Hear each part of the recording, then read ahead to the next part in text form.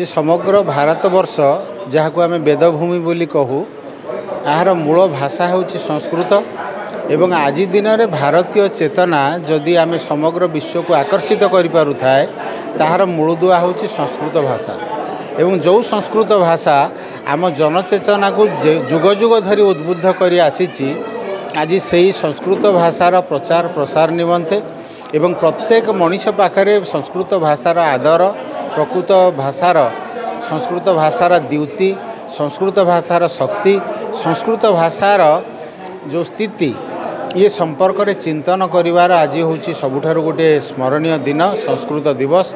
तेणु आमे भारतीय चेतनार पुनरुद्धार करने भारतीय चेतनार सार्वजनीनता करने ये संस्कृत दिवस पालन करुचु एवं यह ही हूँ आज संस्कृत दिवसर महान उद्देश्य। आज हूँ विश्व संस्कृत दिवस महान दिवस। भारतीय भाषार जननी हूँ संस्कृत भाषा। किछि वर्ष धरी आमर संस्कृत भाषार प्रसार प्रचार अग्रगति कमी जाइछि। 2020 मसीहा भारत सरकार शिक्षा नीति रे संस्कृत भाषा को सुरक्षा एवं संरक्षण एवं प्रगति पाई सरकार गोटे विकल्प व्यवस्था करिसेंती।